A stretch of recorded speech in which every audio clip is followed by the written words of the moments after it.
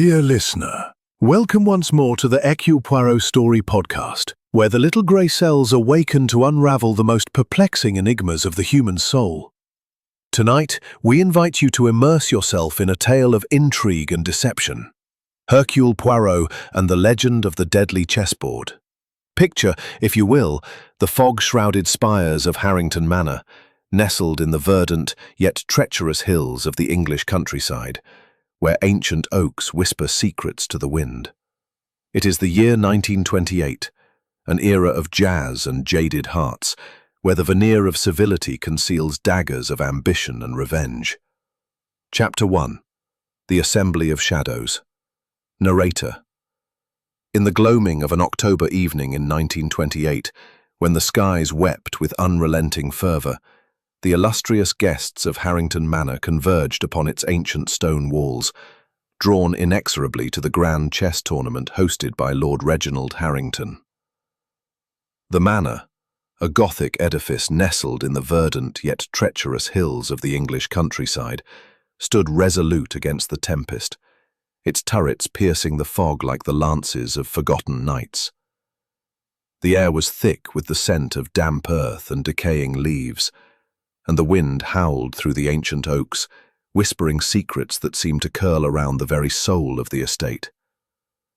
Tonight, within these hallowed halls, a drama of intellect and deceit was about to unfold, its threads woven around the legendary deadly chessboard, a relic said to bear a curse as old as the sands of Persia.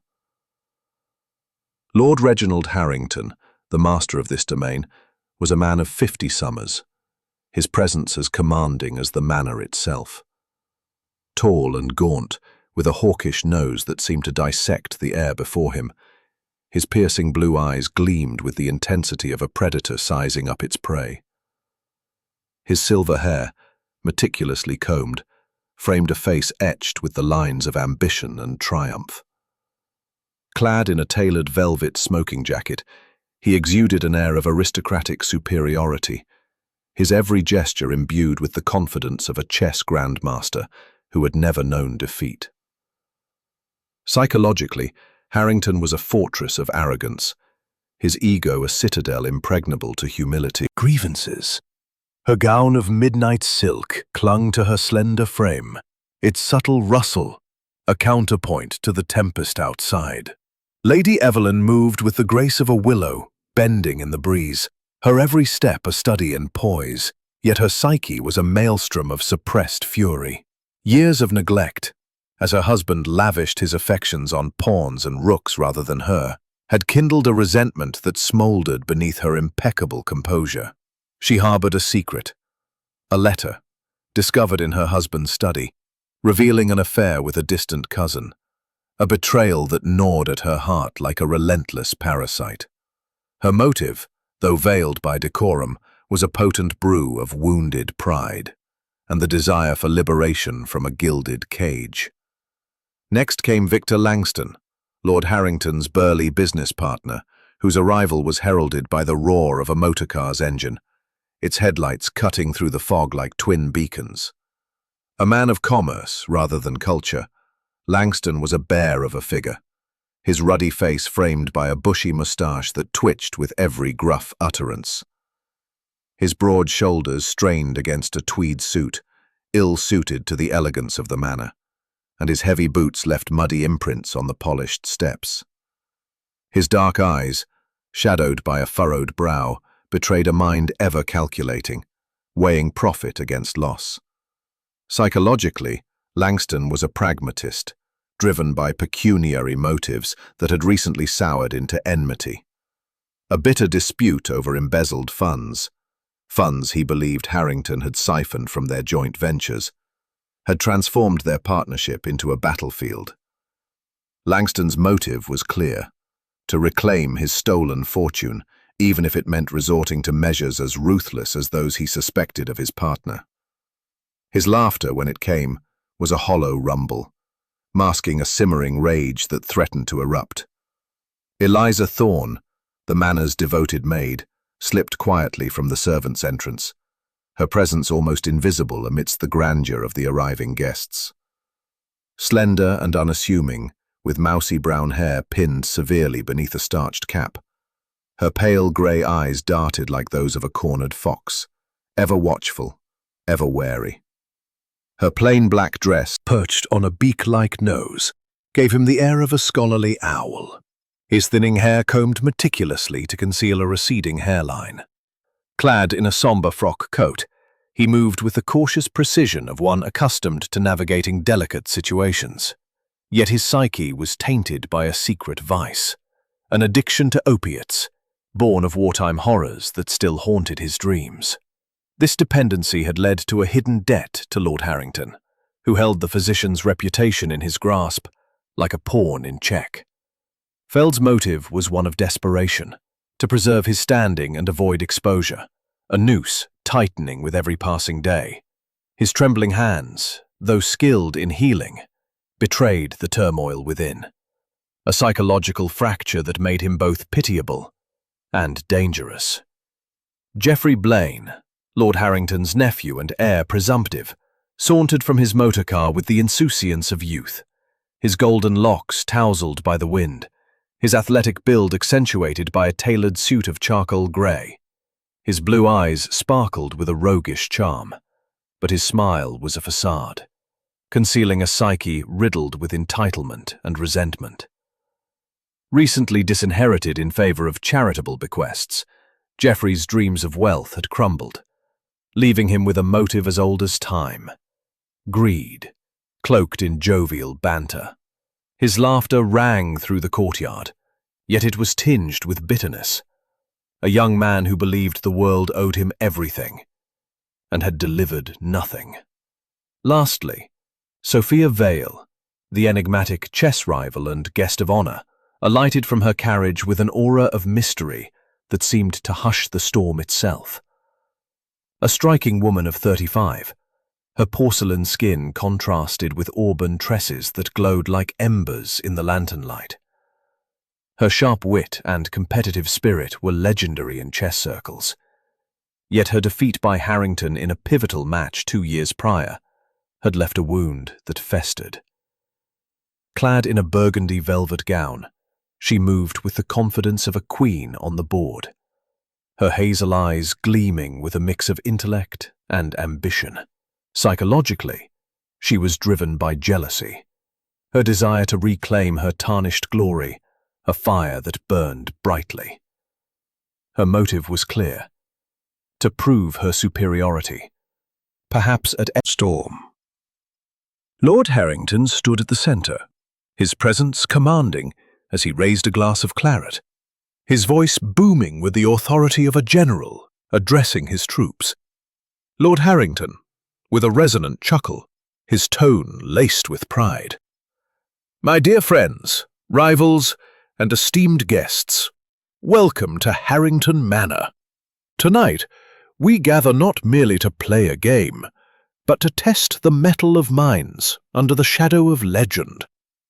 Behold, the deadly chessboard, sound of a velvet curtain being drawn back, gasps from the assembly. With a flourish, he unveiled the relic, its ivory and ebony squares gleaming under the chandelier's glow, each piece carved with an artistry that spoke of ancient hands. The board, set upon a mahogany pedestal, seemed to pulse with a life of its own, its legend recounted in hushed tones. Forged in the courts of ancient Persia, it was said to be imbued with a malevolent spirit, dooming the vanquished to untimely demise. The guests murmured, some with skepticism, others with unease, their eyes drawn to the board as if it held them in thrall. Lord Harrington, continuing, his voice rich with challenge, "This board has felled kings and humbled scholars. Tonight, we play not merely for pride, but under the weight of its myth. Who among you dares to challenge me?" The room erupted in polite laughter, yet the sound was brittle, fractured by the undercurrents of rivalry and suspicion. Lady Evelyn's smile was tight, her fingers tightening around her glass, as she exchanged a glance with Sophia Vale, whose arched brow suggested a challenge unspoken. Victor Langston's guffaw was too loud, his eyes darting to Harrington with a flicker of malice. Eliza Thorne moved silently among them, pouring sherry with hands that trembled imperceptibly, her ears attuned to every word.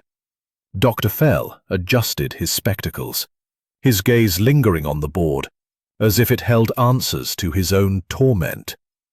Geoffrey Blaine leaned against the mantel, his casual pose belying the tension in his jaw, while Sophia Vale's laughter was a silvery chime, masking in the library.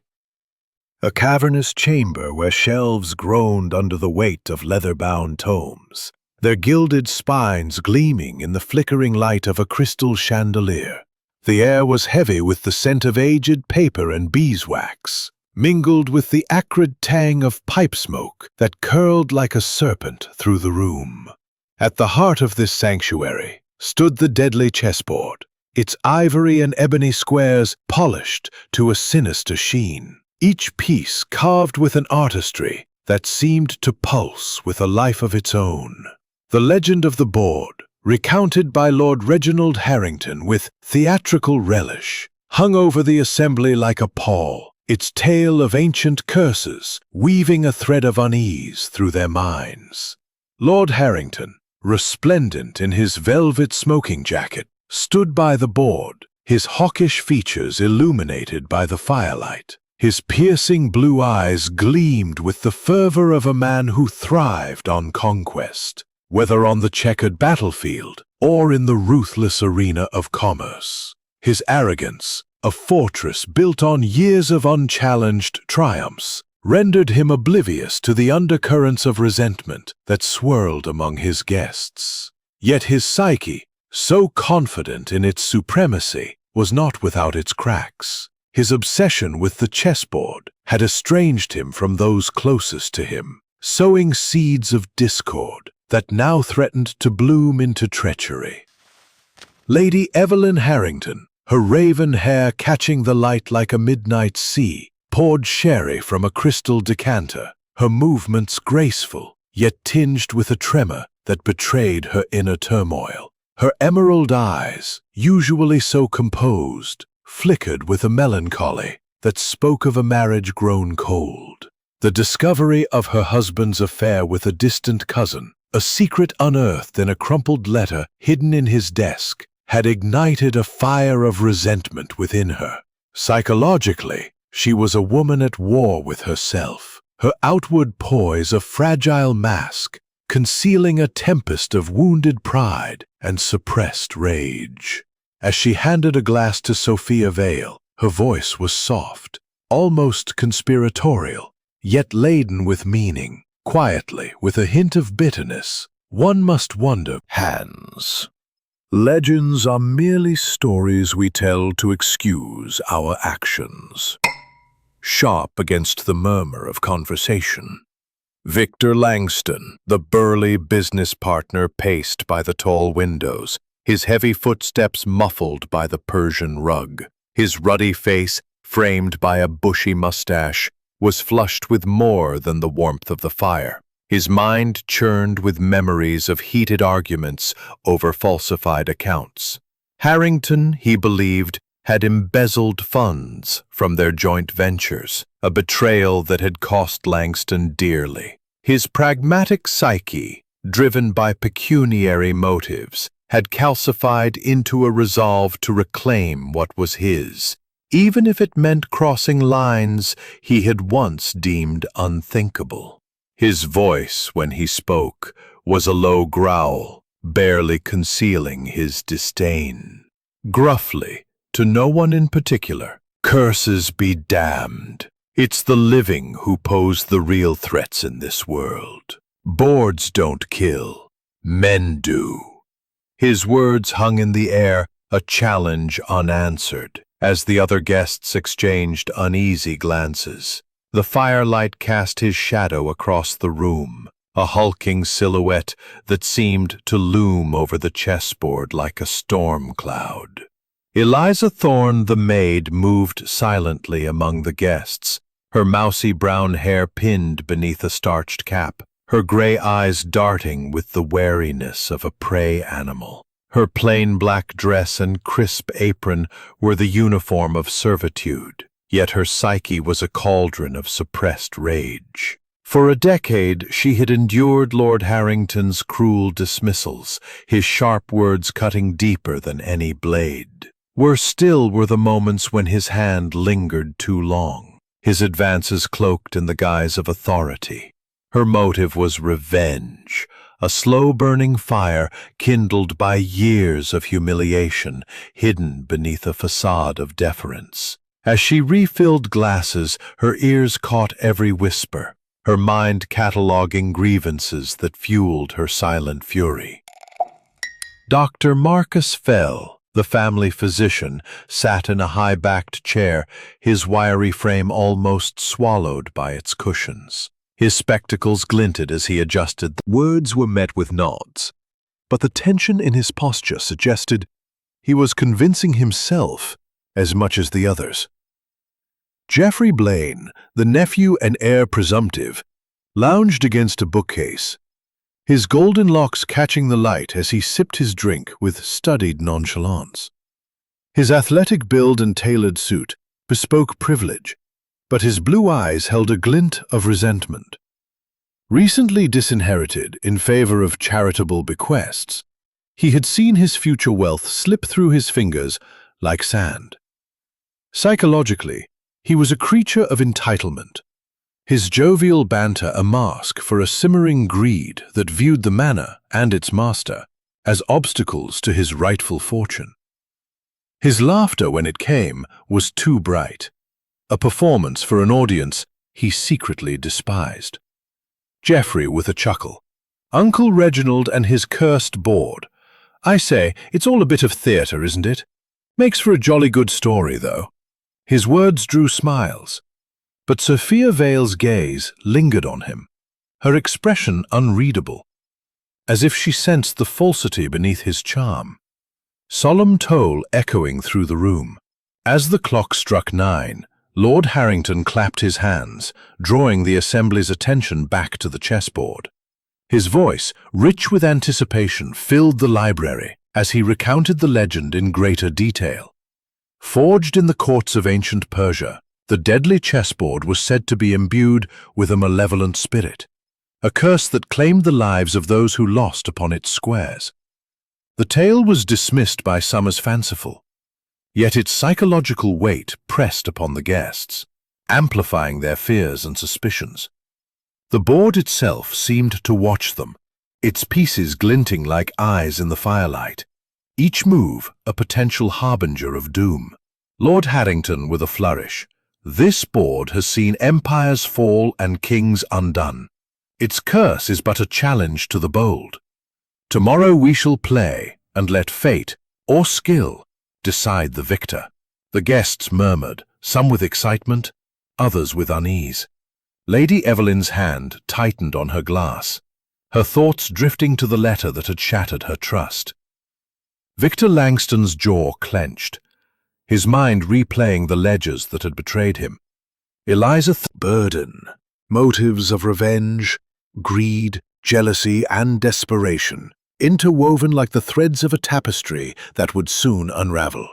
The deadly chessboard remained in the library, its silent presence a catalyst for the tragedy to come. Yet, in the shadows, unseen by all, a plan was taking shape.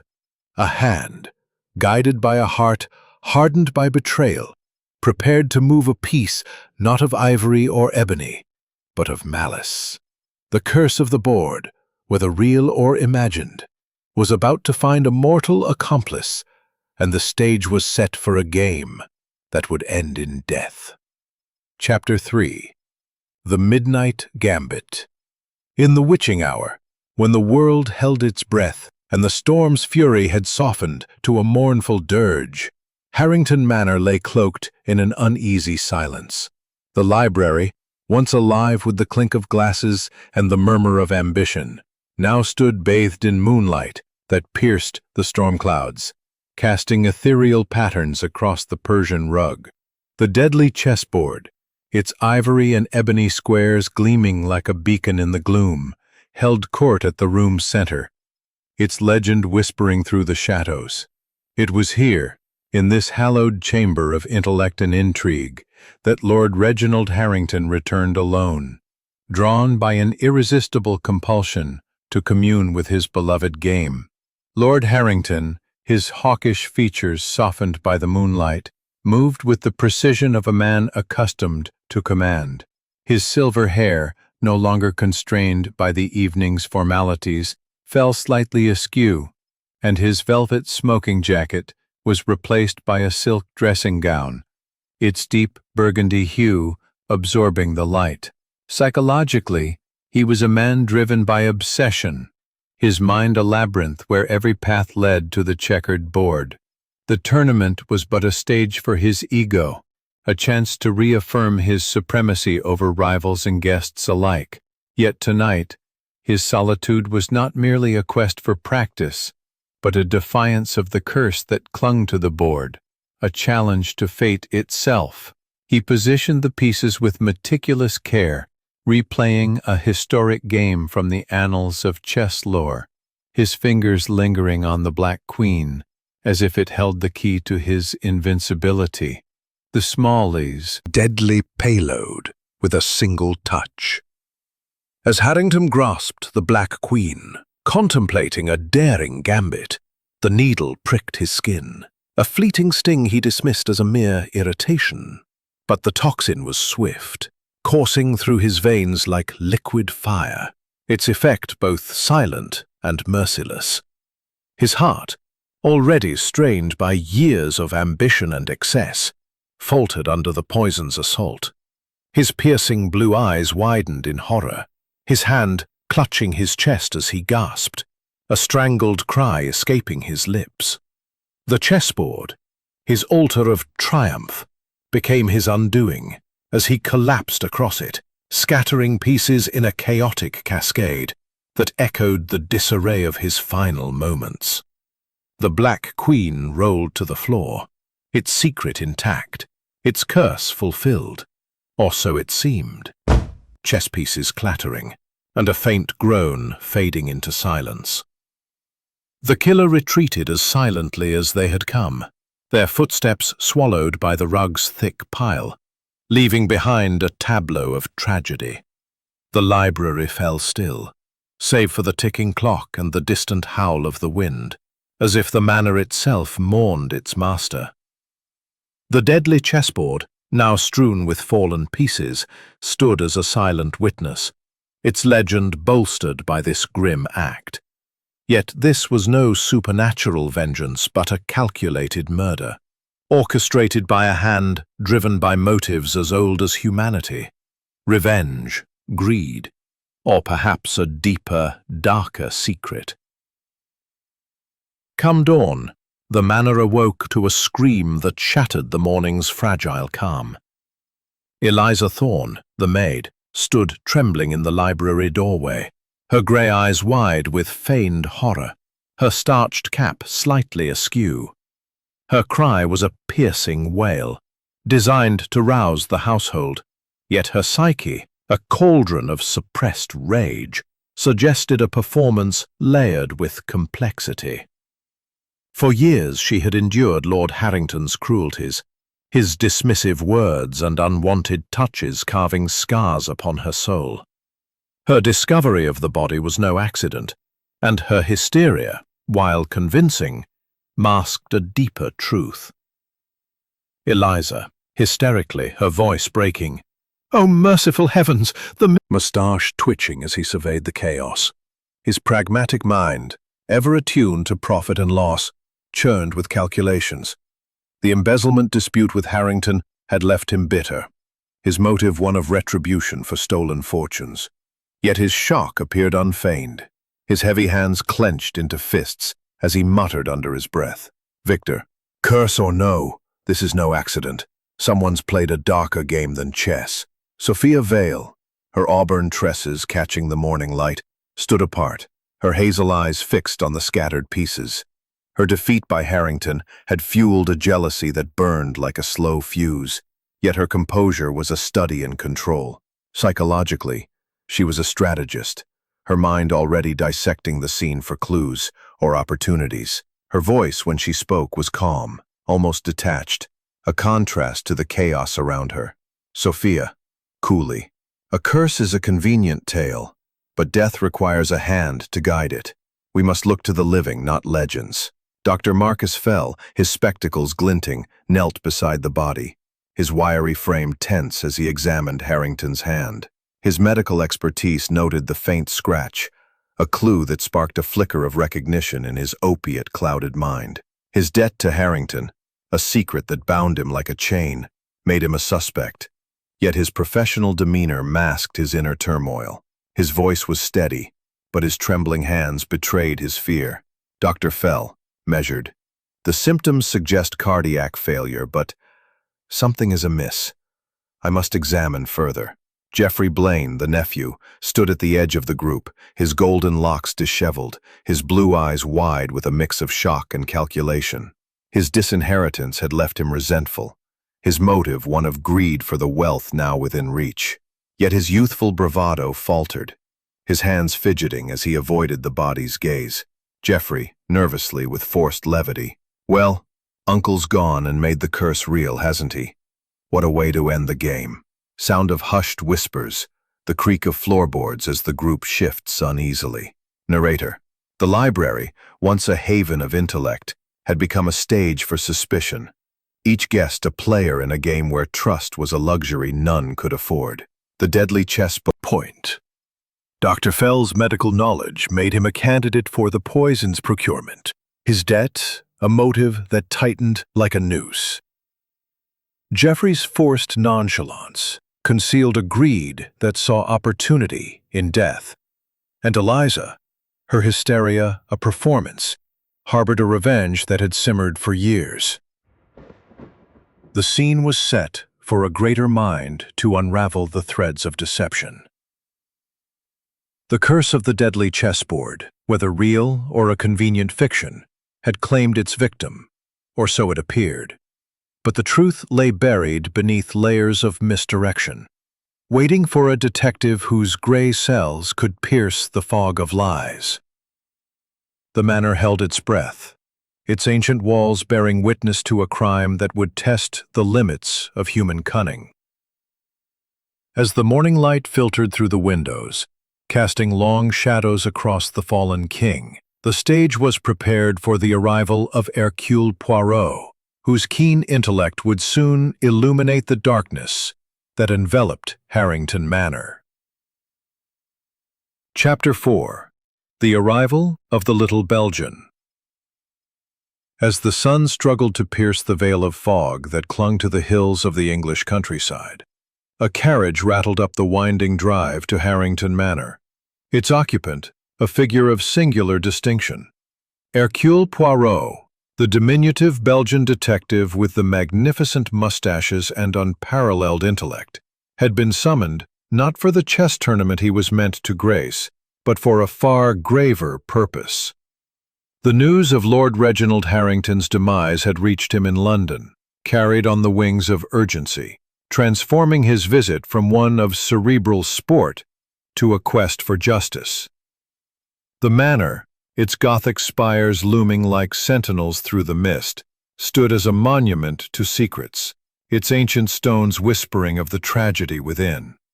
Poirot alighted with the precision of a cat, his small, immaculate figure clad in a tailored overcoat of charcoal gray, his patent leather shoes gleaming despite the muddy path. His egg-shaped head tilted slightly, his green eyes twinkling with a curiosity that belied his formal demeanor.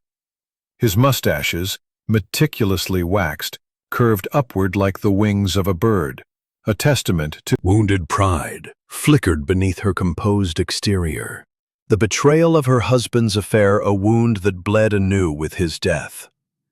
She extended a trembling hand, her voice soft but strained, as if each word cost her dearly. Lady Evelyn, with a quaver, "Monsieur Poirot, thank heaven you've come. This This tragedy, the curse of the chessboard, has taken my husband. I scarcely know where to begin. Poirot, with a courteous bow, his accent precise. Madame, my deepest condolences.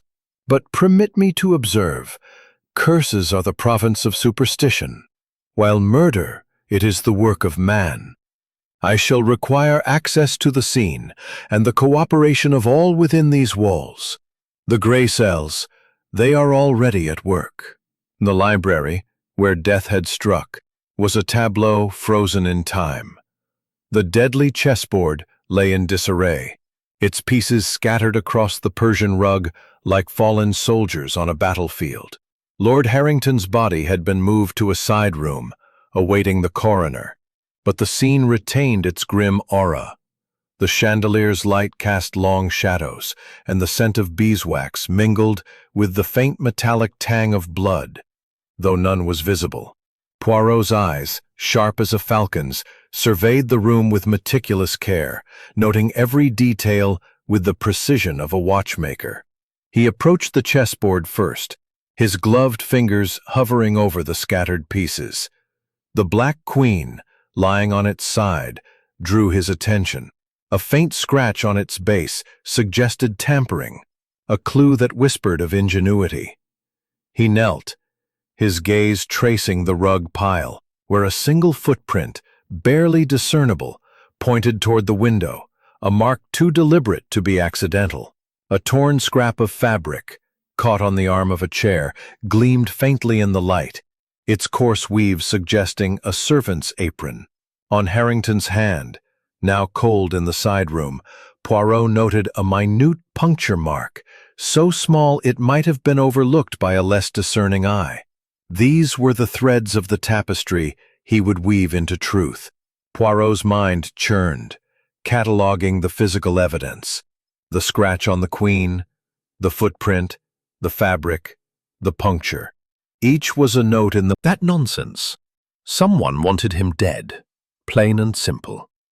Poirot's gaze lingered on Victor's boots, caked with mud that matched no garden path.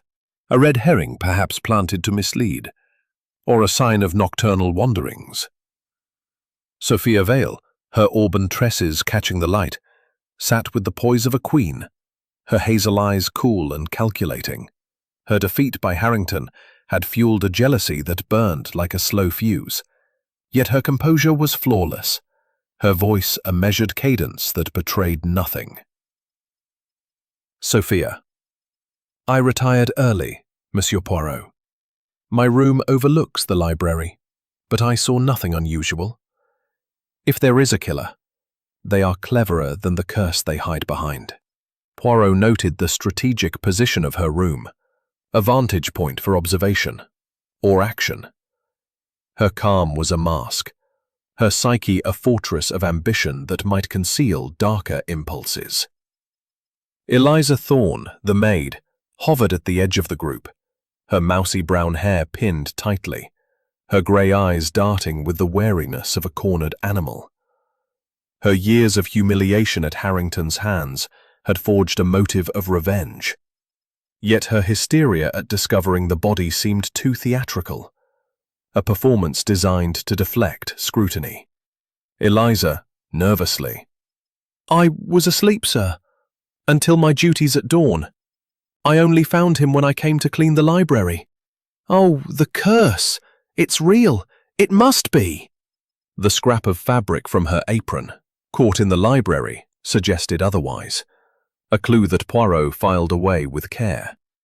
Dr. Marcus Fell, his spectacles glinting, clutched his satchel as if it were a shield.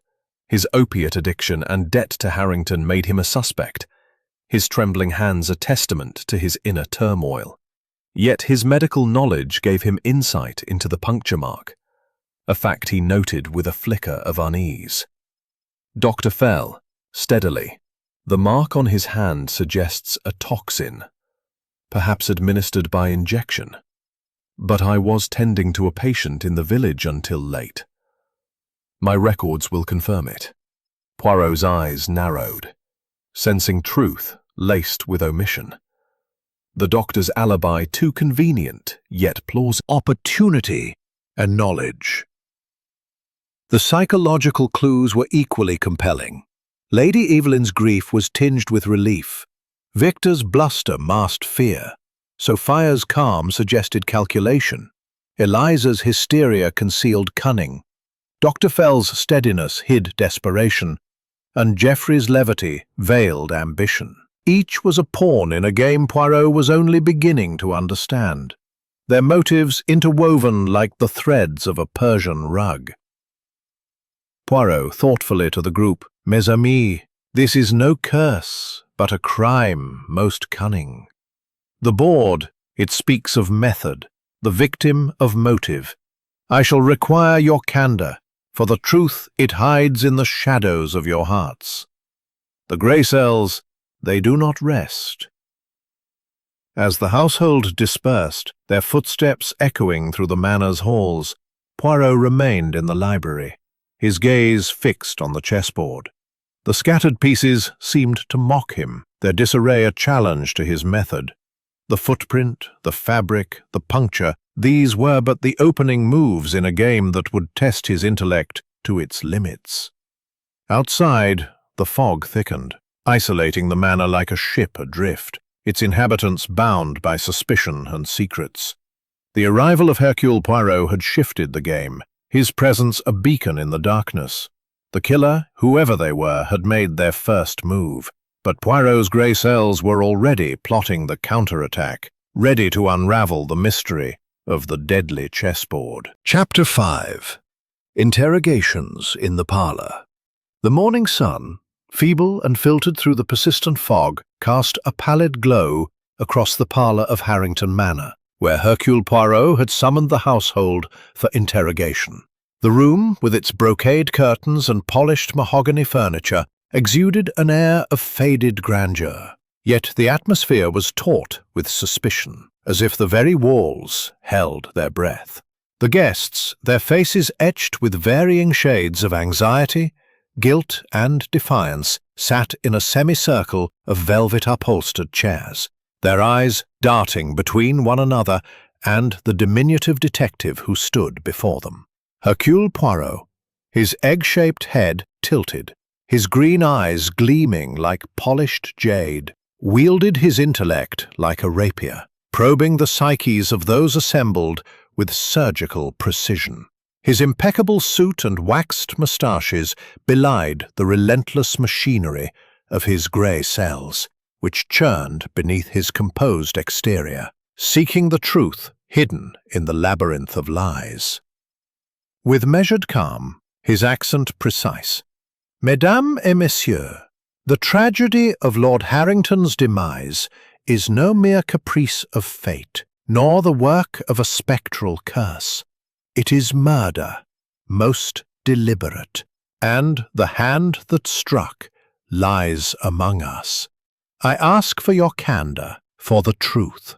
It is a fragile thing, easily obscured by the shadows of deception. Let us begin." Poirot's gaze first fell upon Lady Evelyn Harrington, seated nearest the fire, her raven hair pinned with sapphire clasps that caught the light. Her black crepe dress accentuated her pallor, and her emerald eyes, though glistening with unshed tears, held a flicker of something deeper, relief perhaps, or suppressed rage. The revelation of her husband's affair had fractured her heart, and her psyche was a battleground of love, betrayal, and the allure of freedom. Her alibi, a solitary walk in the gardens at midnight, was vague, and Poirot noted the inconsistency. Her hem, damp with mud, suggested a later venture than she claimed.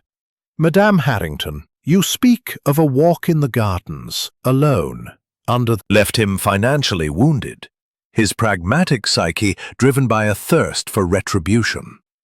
His alibi, a late-night cigar in his room, was undermined by the mud on his boots, which matched no garden path, suggesting a deliberate attempt to mislead, or a nocturnal errand of his own.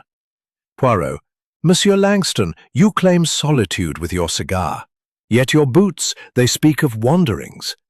The financial discord with Lord Harrington, was it sufficient to provoke a more permanent solution?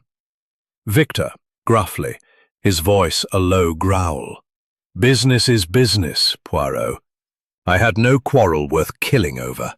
I was in my room, and that's the truth. You're barking up the wrong tree with this curse nonsense. Poirot's eyes lingered on the mud, a red herring perhaps planted to divert suspicion, or evidence of Langston's presence near the library. The man's bluster was a shield, but his clenched fists betrayed a deeper unease. Eliza Thorne, the maid, hovered at the edge of the group, her mousy brown hair pinned tightly beneath her cap, her grey eyes darting like those of a cornered fox. Her plain black dress and crisp apron were the garb of servitude, but her psyche was a crucible of suppressed rage, forged by years of humiliations at Harrington's hands, his cruel words, his unwanted touches. The scrap of fabric from her apron, caught in the library chair, placed her at the scene, yet her alibi of early retirement was delivered with a theatrical tremor. Poirot, Mademoiselle Thorne, you discovered the body, yet the fabric of your apron suggests you were in the library before dawn. Your service to Lord Harrington, it was not without pain, n'est-ce pas? Was there a motive born of suffering? Eliza, nervously, her voice quavering. I was asleep, sir, until my duties began. I only went to the library to clean, and there he was, dead. The curse, it's real, I swear it. Her hysteria was convincing, yet Poirot noted the calculated pauses in her speech, as if she rehearsed her grief. The fabric was a damning clue, suggesting proximity to the crime. Sound of a chair creaking as someone shifts, the soft click from the manor. The puncture could be from any source, a splinter perhaps. I owed Reginald, yes, but I am no murderer. Poirot's gaze lingered on the doctor's hands, the tremor a clue to his addiction. Yet the alibi held a thread of truth, pending verification. Geoffrey Blaine, the nephew, lounged with forced nonchalance, his golden locks dishevelled, his blue eyes flickering with calculation. His disinheritance had bred a motive of greed, now tantalizingly within reach with Harrington's death. His alibi, a midnight stroll, was undermined by his stopped watch, a clumsy attempt to fabricate a timeline, and his nervous laughter betrayed his unease. Monsieur Blaine, your watch, it stops at midnight. Yet the rain would have left more than a single footprint. Your inheritance, it was a matter of contention, no? Did you seek to hasten its arrival? Geoffrey, with a forced chuckle. A stroll, Poirot, nothing more. My watch must have broken, silly thing. It'd never harm Uncle Reginald, curse or no curse. The stopped watch was a red herring, Poirot surmised, either deliberate or a sign of carelessness. But Geoffrey's entitlement masked a deeper fear.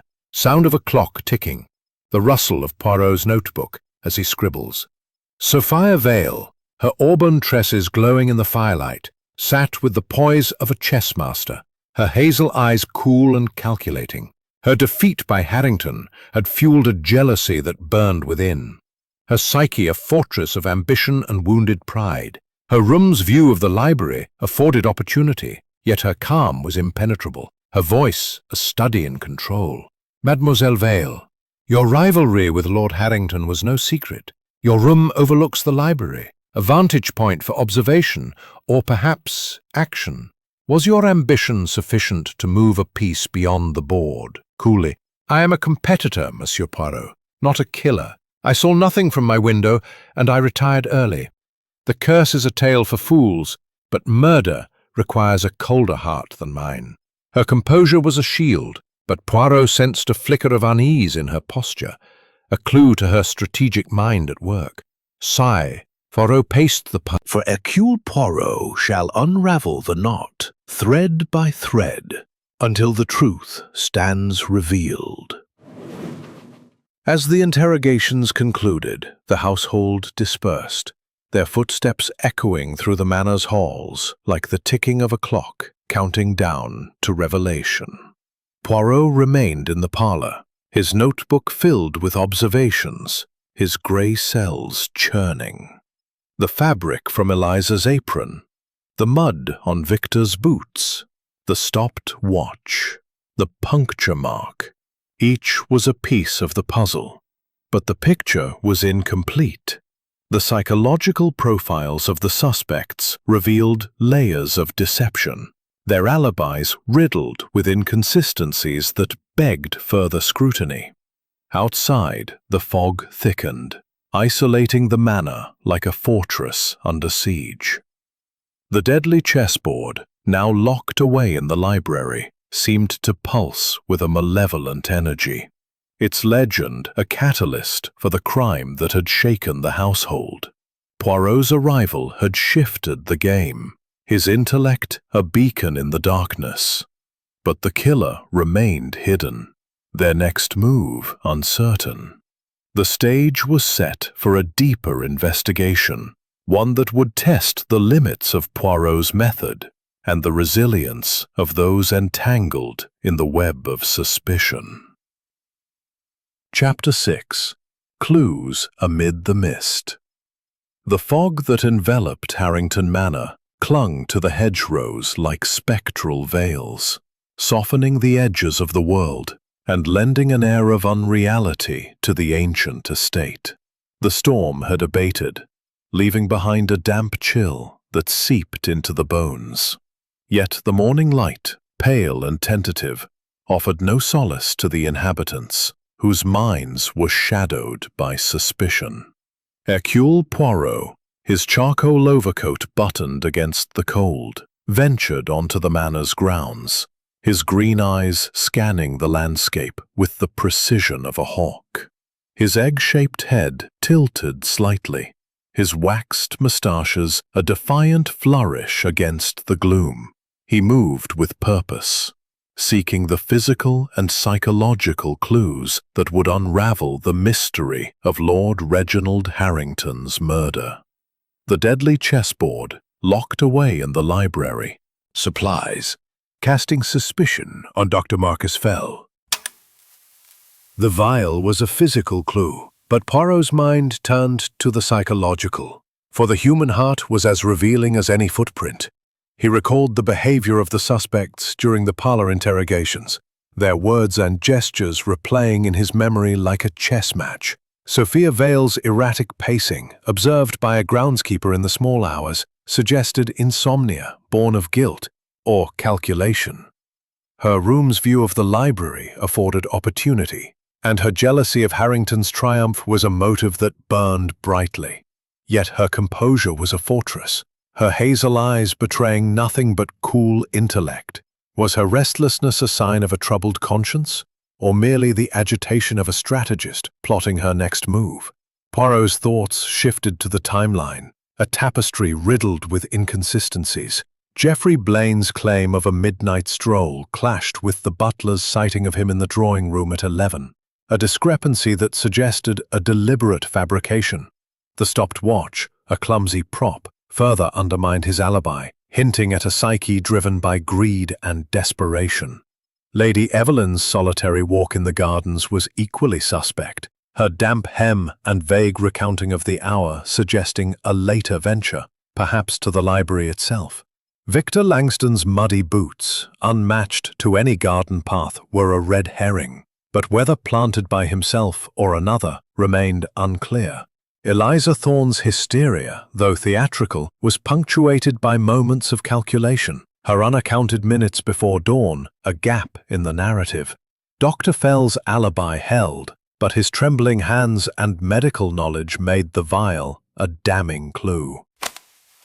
Poirot moved to the library window, where the footprint he had noted earlier, a single, deliberate mark in the rugs pile, had its counterpart outside. A faint impression in the gravel, partially washed away by rain, suggested a heavy tread, possibly Victor's, though the size was ambiguous.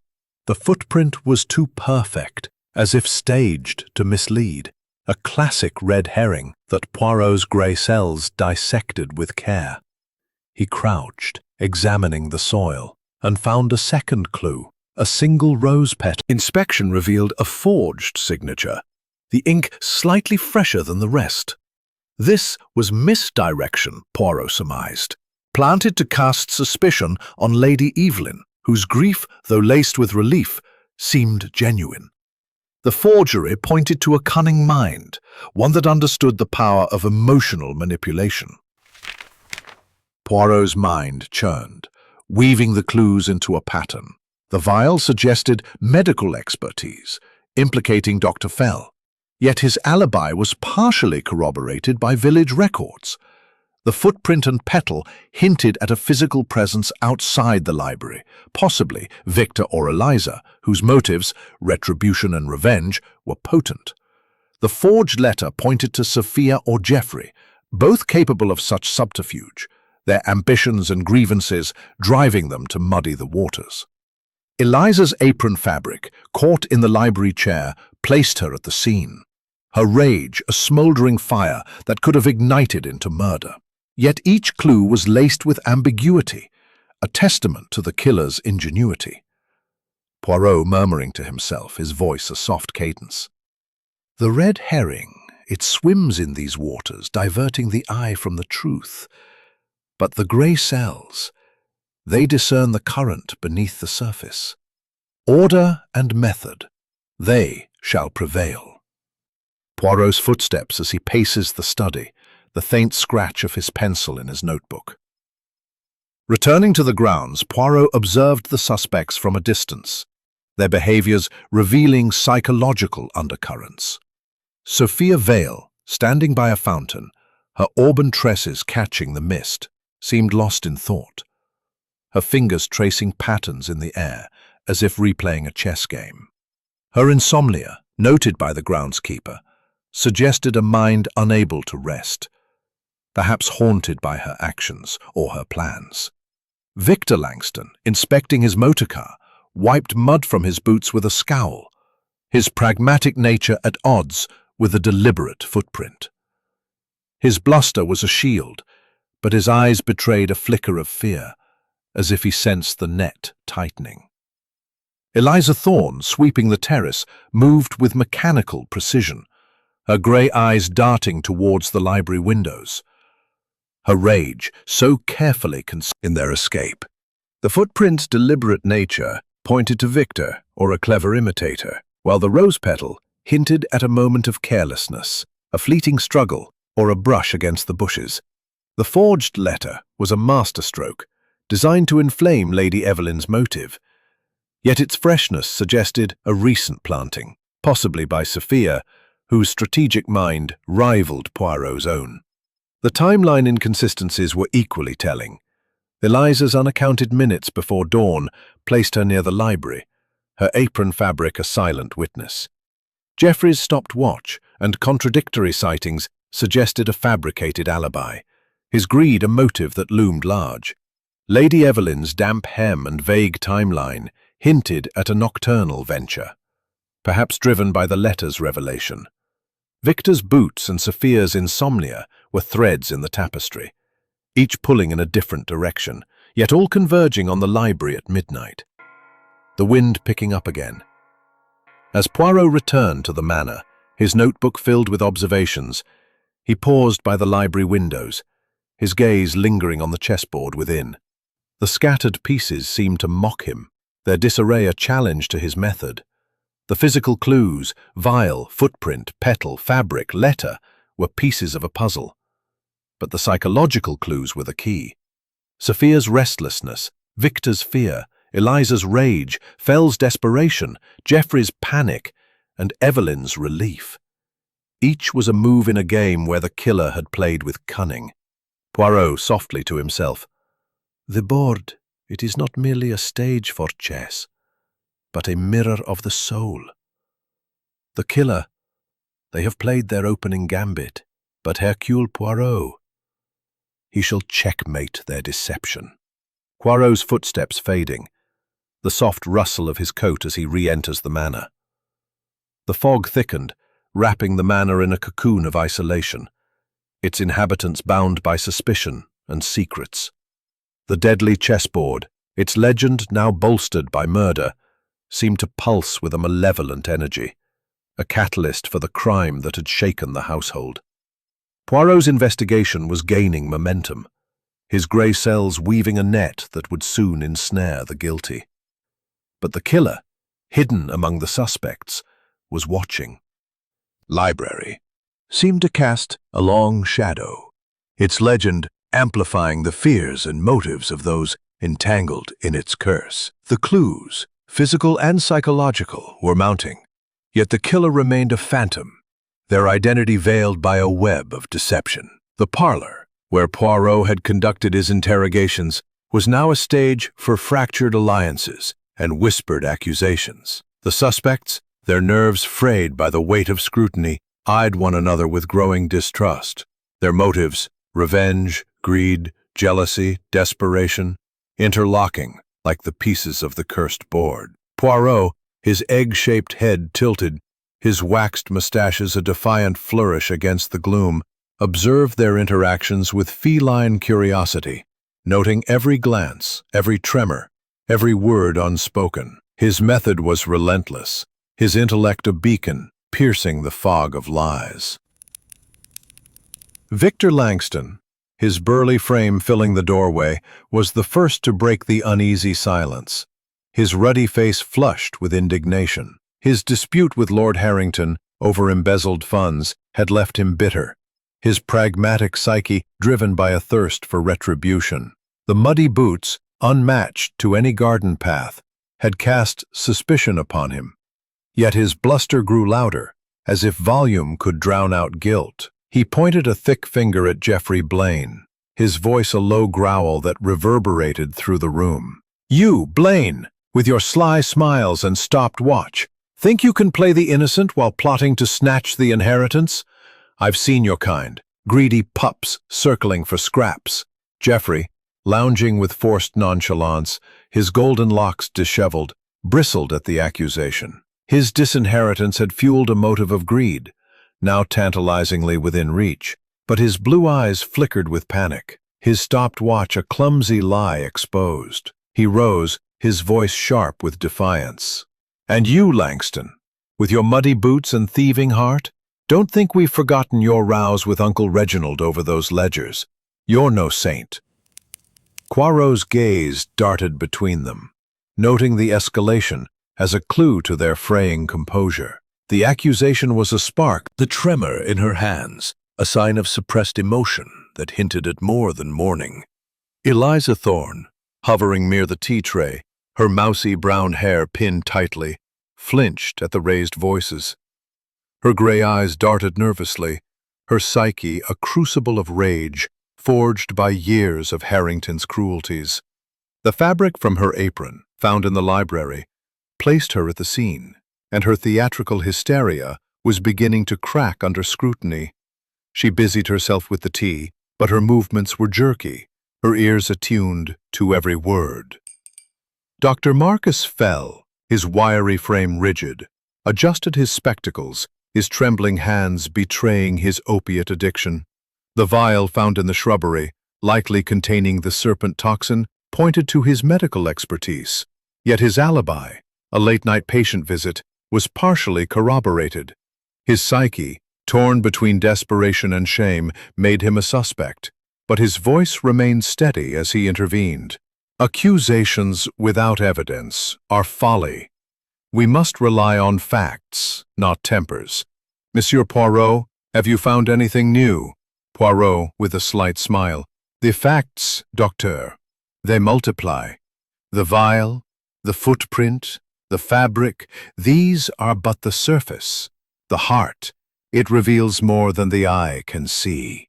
Sophia Vale, her auburn tresses glowing in the firelight, sat with the poise of a chessmaster, her hazel eyes cool and calculating. Her jealousy of Harrington's triumph was a potent motive, and her room's view of the library afforded opportunity. Her erratic pacing, noted by the groundskeeper, suggested a troubled mind, yet her composure was a fortress. She met Poirot's gaze with a faint smile, her voice a velvet blade. Sophia coolly, "Indeed, Monsieur Poirot. The heart is a treacherous thing, but so is the mind that weaves tales of curses to hide its crimes. Her words were a challenge, and Poirot noted the flicker of her fingers as if itching to move a chess piece, or to deflect suspicion. The fire popping softly. Poirot orchestrated a reconstruction of the fatal night, directing the suspects to recount their movements as they stood and carry a secret, a motive, a shadow. But the truth, it cannot hide forever. Narrator. Poirot's reconstruction had stirred the pot, revealing new psychological clues. Sophia's flinch suggested familiarity with the board's mechanism, perhaps a remnant of her chess rivalry. Eliza's aversion hinted at guilt or fear, her proximity to the crime undeniable. Victor's mud, though cleaned, was a persistent clue, his bluster a mask for deeper involvement. Dr. Fell's focus on the puncture mark confirmed his expertise, but his alibi held firm. Geoffrey's crumbling facade revealed a psyche under strain, his greed a driving force. Lady Evelyn's detachment was a shield, her relief at Harrington's death a motive that lingered. Returning to the grounds, Poirot examined the footprint again, noting its deliberate placement. A second clue emerged, a broken twig near the rose bushes, suggesting a hasty retreat. The twig, snapped cleanly, pointed to a moment of carelessness, perhaps by the same hand that discarded the vial. The forged letter in Harrington's study, with its fresh ink, was another red herring, designed to inflame Lady Evelyn's motive. Poirot suspected Sophia or Geoffrey, their strategic minds capable of such subterfuge, yet Eliza's access to the study made her a contender. The leaves crunching, the soft snap of a twig. Inside, Poirot interviewed the butler, a stoic figure named Jenkins, whose testimony clarified the timeline. Jenkins had seen Geoffrey in the drawing room at 11, contradicting his midnight stroll. He also noted Eliza's absence during her usual pre-dawn rounds, placing her near the library at a critical hour. Victor's motorcar, Jenkins recalled, had been moved after midnight, its engine still warm at dawn, a clue to his nocturnal activity. These inconsistencies tightened the net, each suspect's alibi fraying under scrutiny. Poirot, murmuring to himself, "The shadows, they deepen, but the light of truth, it begins to pierce. The killer, they are convenient mask for human malice." Poirot's investigation was a chess match, each clue a move, each suspect a piece. The killer, hidden among them, was playing a dangerous game, but Poirot's grey cells were closing in, ready to expose the shadows of deception. Chapter 8. The web tightens. The air within Harrington Manor grew heavier, as if the walls themselves absorbed the mounting tension of suspicion and fear. The afternoon had deepened into a brooding twilight, the fog outside weaving a cocoon around the estate, isolating its inhabitants in a crucible of deceit. Hercule Poirot, his green eyes sharp as cut emeralds, stood in the library, his small frame a beacon of order amidst the chaos of murder. His waxed moustaches twitched slightly, a sign of the relentless machinery of his grey cells, which churned through the labyrinth of clues with unyielding precision. The deadly chessboard, its ivory and ebony squares gleaming with a sinister allure, stood at the heart of the room, a silent catalyst for the crime that had shattered the household. The web of deception was tightening, and Poirot, with his methodical genius, was poised to ensnare the guilty. Poirot's investigation had uncovered a tapestry of evidence: the vial in the shrubbery, the deliberate footprint, the torn fabric from an apron, the forged letter, and the minute puncture on Lord Harrington's hand. Each clue was a thread, but the psychological undercurrents, revealed in the suspect's behaviors and contradictions, were the needle that wove them together. The motives, revenge, greed, jealousy, desperation, and betrayal, interlocked like the pieces on the cursed board, and Poirot's task was to discern which hand had moved the fatal piece. The additional voice. Poirot returned to the chessboard, his gloved fingers hovering over the Black Queen, where a faint scratch betrayed a hidden mechanism, a needle, so fine it was nearly invisible, designed to deliver the serpent toxin that had felled Harrington. The engineering was ingenious, requiring not only knowledge of poisons, but an intimate understanding of the board's use, pointing to someone with chess expertise. Sophia Vale. Poirot tests the board, the rustle of his notebook. Poirot's thoughts turn to the timeline, a critical piece of the puzzle. Eliza Thorne's unaccounted minutes before dawn were damning, her apron fabric placing her in the library at a crucial hour. Her motive, revenge for years of humiliations at Harrington's hands, was a fire that burned brightly. Her theatrical hysteria, a mask for cunning. Yet her access to the toxin was less clear, unless she had pilfered it from Dr. Fell's supplies, a possibility Poirot noted with interest. Geoffrey Blaine's stopped watch, a clumsy attempt to fabricate an alibi, suggested a psyche under strain. His greed for the inheritance, a potent motive. His contradiction with the butler's sighting placed him in the drawing room at 11, not strolling as claimed. And the single footprint outside the library could align with his athletic frame, though its deliberate placement hinted at misdirection.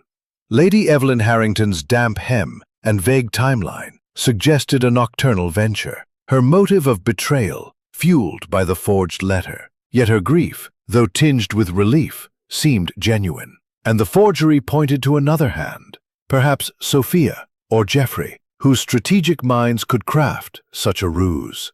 Victor Langston's muddy boots and warmed motorcar engine suggested activity after midnight, his retribution for embezzlement a driving force. The footprint, though possibly his, was too perfect, a red herring that could implicate him or exonerate him as a victim of framing. Dr. Marcus Fell's medical expertise made him a prime suspect for the toxin, but his alibi, a patient visit, was partially corroborated by village records. His trembling hands and opiate addiction hinted at desperation, yet his focus on the puncture mark suggested knowledge rather than guilt. Sophia Vale's insomnia and library view afforded opportunity, her flinch at the Black Queen, a psychological tell. Her jealousy was a motive, but her composure was a fortress, her actions calculated to deflect scrutiny. Poirot paces, the soft scratch of his pencil. Poirot orchestrated a second gathering in the library, directing the suspects to reenact their movements with precision. He watched their reactions closely, noting subtle shifts in demeanor. Sophia's fingers of you.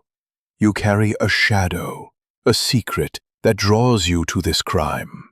The truth, it is close, but it requires one more move. The reenactment yielded new clues. A faint scuff mark on the library floor, near the window, suggested a second person's presence, their shoes lighter than Victor's heavy boots, possibly Eliza or Sophia. The oil residue on the board matched a bottle in the Manners workshop, accessible to all, but most likely used by someone with mechanical skill, pointing again to Sophia or even Harrington himself. The timeline tightened. Eliza's absence from her rounds, Geoffrey's presence in the drawing room, Victor's motor car, and Sophia's insomnia all converged on the midnight hour when the poison struck. Poirot interviewed the groundskeeper, a weathered man named Tompkins, who confirmed Sophia's pacing at 2 in the morning, her silhouette visible against her window. He also noted Victor's motor car parked askew, its engine warm at dawn, suggesting a late-night errand. These details sharpened the timeline, placing multiple suspects near the library at critical moments. The first chapter. Returning to the study, Poirot re-examined the forged letter, its ink a shade fresher than the rest. The handwriting mimicked Harrington's cousin, but bore subtle flourishes unique to Sophia's precise script, a clue to her strategic mind.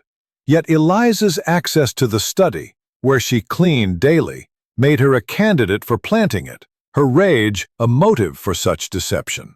The letter was a master stroke, designed to inflame Lady Evelyn's motive, but its freshness betrayed its recent creation, narrowing the suspects to those with both opportunity and cunning. Poirot's gray cells churned, weaving the physical and psychological clues into a coherent pattern.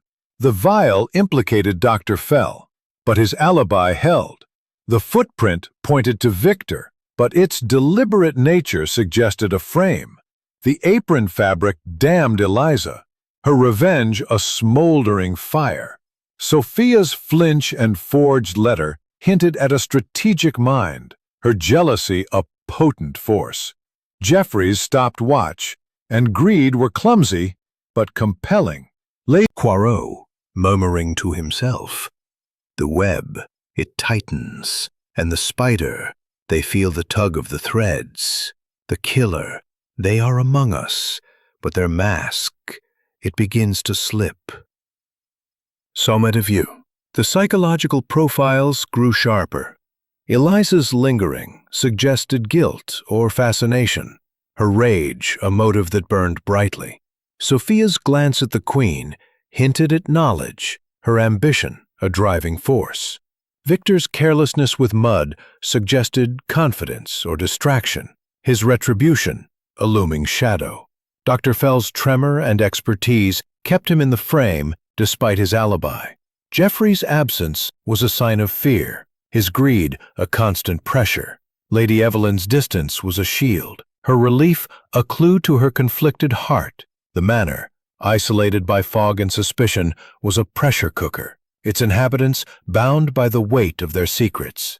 The deadly chessboard, its pieces now reset, seemed to pulse with a malevolent energy, a silent partner in the crime. Poirot's investigation was a chess match, each clue a move, each suspect a piece. The killer, hidden among them, was playing a dangerous game. But Poirot's gray cells were closing in, ready to expose the truth beneath the shadows of deception. The gathering storm. As twilight deepened into a tempestuous night, Harrington Manor seemed to groan under the weight of its secrets, the storm outside mirroring the turmoil within. The fog had lifted only to be replaced by sheets of rain that lashed the Gothic spires, isolating the estate in a deluge of suspicion and dread. Hercule Poirot, his green eyes glinting with unyielding resolve, stood in the drawing room, his small frame a pillar of order amidst the chaos of murder. His waxed mustaches, a defiant flourish against the gloom, framed a face set with determination, his gray cells weaving the intricate web of clues, physical and psychological, into a net that drew ever tighter around the killer. The deadly chessboard, locked away in the library, pulsed with a malevolent aura, its legend a catalyst for the crime that had fractured the household. The stage was set for a reckoning, as Poirot prepared to confront the suspects with revelations that would shake. Vial, the footprint, the fabric, the letter, the puncture, but it is the heart, mes amis, that betrays the guilty. Let us peel back the shadows, one by one. Saddened intake of breath, the creak of a chair as someone shifts uncomfortably. Poirot's first move was to confront Sophia Vale, her auburn tresses catching the firelight, her hazel eyes cool yet wary. Her jealousy of Harrington's chess triumph was a smoldering motive, her room's view of the library an opportunity, and her flinch at the Black Queen a psychological tell. The forged letter, with its subtle flourishes mimicking her script, pointed to her strategic mind, yet her composure was a fortress, unyielding under scrutiny. Poirot, probing gently, Mademoiselle Vale, your rivalry with Lord Harrington was a fire that burned brightly. The letter, it bears traces of your hand, and your flinch at the Queen, it suggests knowledge. Did you tamper with the board, perhaps, to reclaim your glory? Sophia, with a sharp laugh, her voice steady. Monsieur Poirot, I confess to a moment of weakness. I touched the Queen, out of curiosity, days before the tragedy. I thought to understand its legend, nothing more. But murder? My ambition lies in victory on the board, not in blood. Her admission was a crack in her armor, the tampering a red herring exposed, but her denial was firm, her eyes meeting Poirot's without flinching. Poirot noted the confession, a half-truth that cleared one thread, but left others tangled. A log popping in the fire, the rustle of Sophia's dress as she adjusts her posture. Turning to Dr. Marcus Fell, Poirot's gaze lingered on the physician's trembling hands, his spectacles glinting as he clutched his satchel. The vial in the shrubbery, likely containing the serpent toxin, pointed to his medical expertise, and his debt to Harrington was a motive of desperation.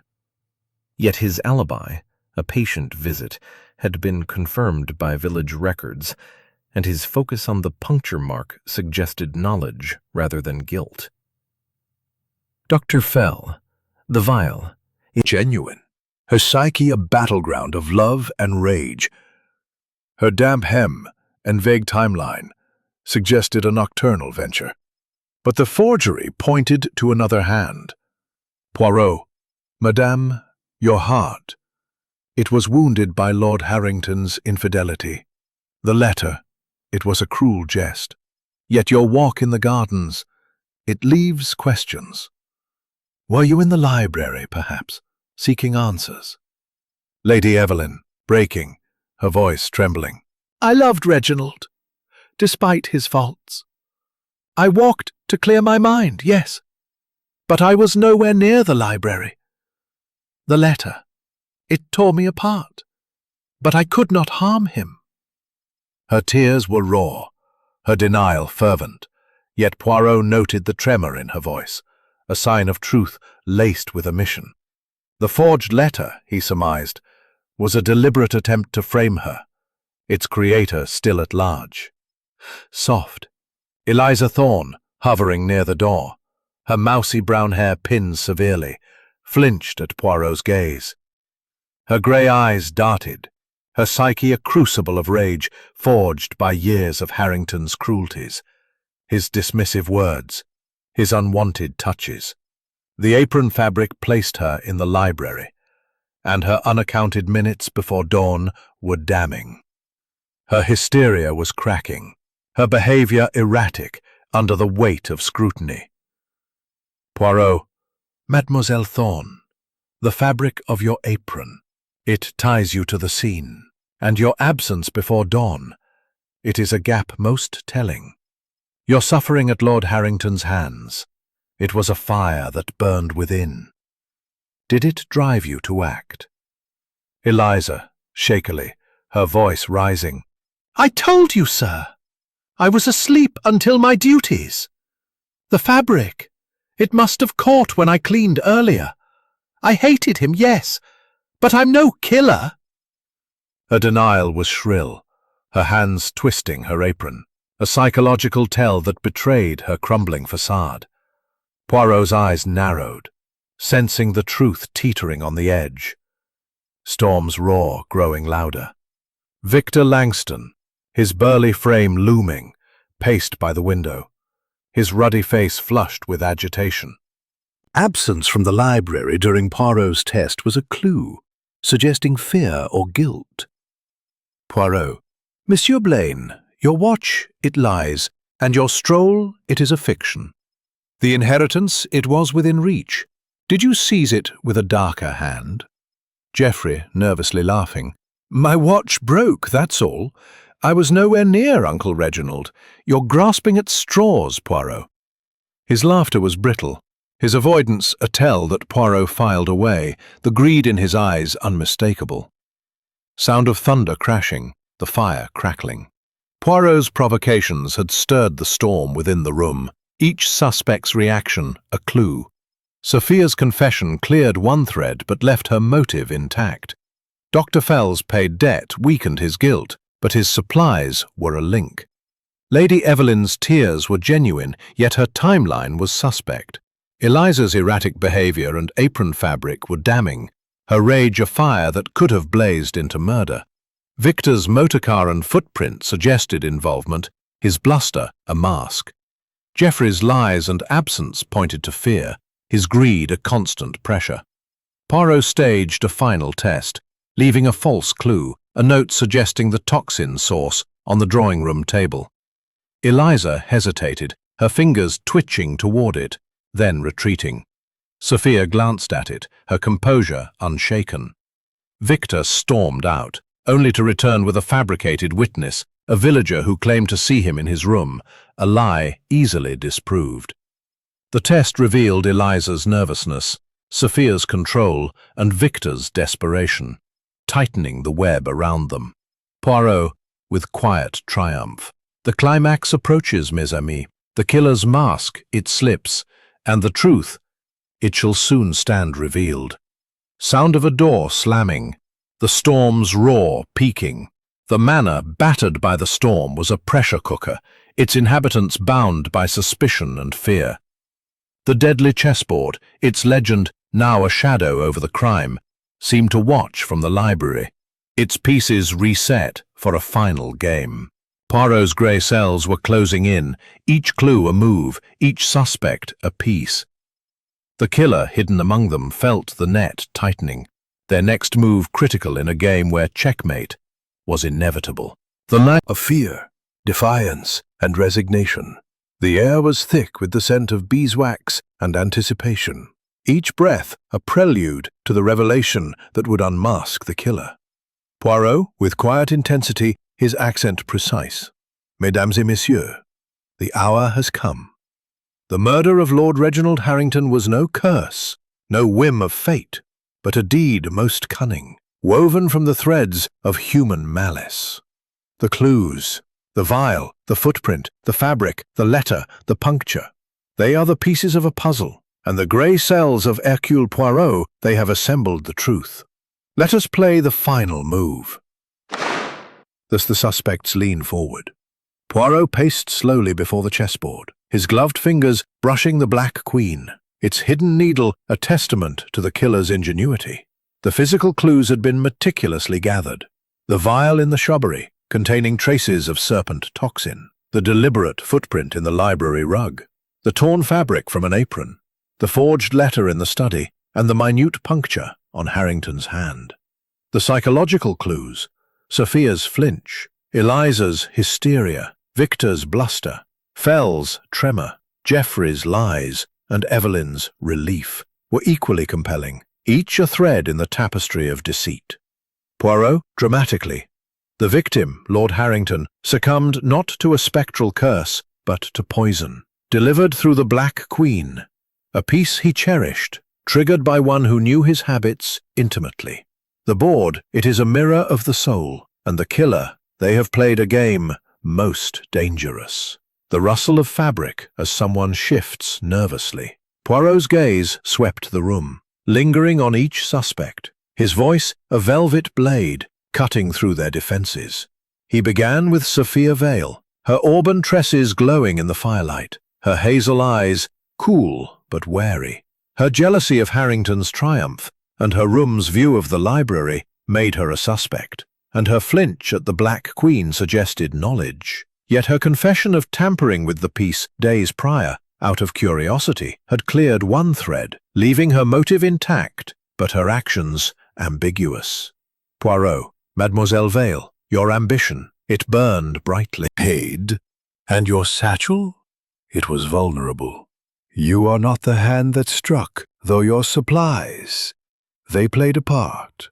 Dr. Fell's shoulders sagged, his tremor easing slightly, as if a burden had been lifted. Lady Evelyn Harrington, her raven hair pinned tightly, sat with her hands folded, her emerald eyes glistening with grief. The forged letter had inflamed her motive of betrayal, but her genuine tears and the letter's fresh ink pointed to a frame.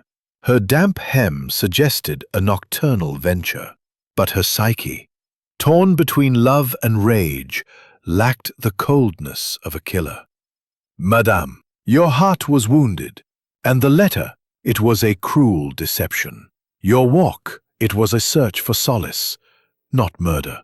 You are innocent of this crime, though your pain, it is real. Lady Evelyn's tears fell, her composure breaking, her relief mingled with sorrow. Victor Langston, his burly frame looming, scowled from his chair, his ruddy face flushed with agitation. His muddy boots and warmed motor car suggested activity, his retribution for embezzlement a motive.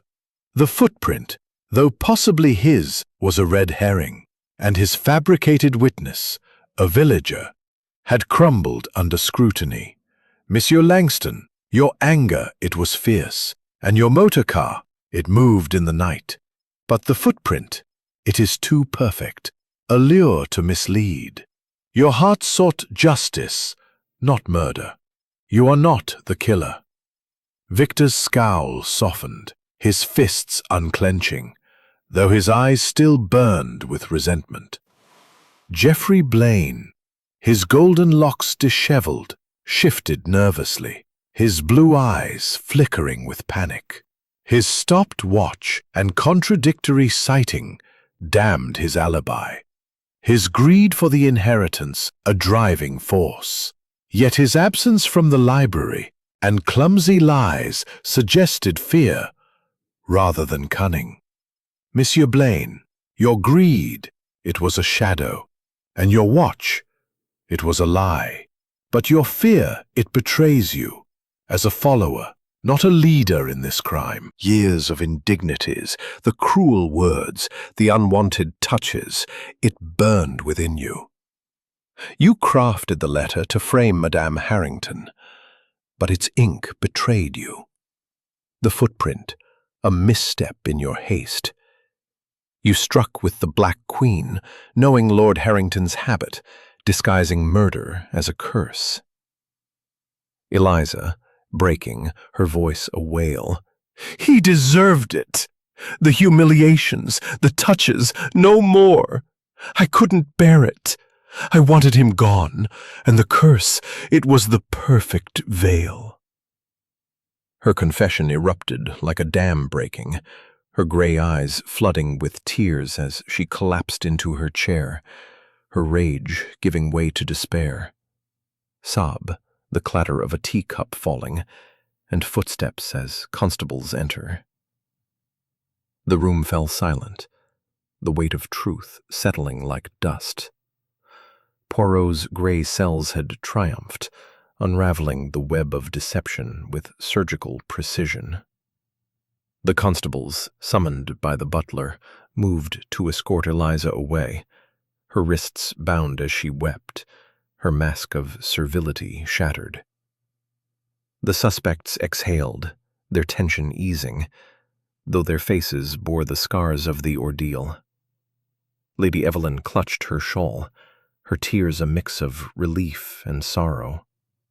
Victor's scowl softened, his anger redirected to the past. Sophia's composure held, her ambition now a quiet ember. Dr. Fell's hands steadied, his secret safe. Geoffrey's bravado crumbled, his greed a hollow dream. The manor exhaled, its ancient walls freed from the shadow of murder. Poirot, softly. Justice, it shall prevail, but not through murder. The gray cells, they have spoken, and the truth, it is restored. The deadly chessboard, its pieces reset, stood silent, its legend now a footnote to human malice. The storm outside had cleared, the first stars piercing the night sky, as if the heavens themselves acknowledged the resolution. Poirot, his notebook closed, surveyed the room one last time, his green eyes twinkling with quiet satisfaction.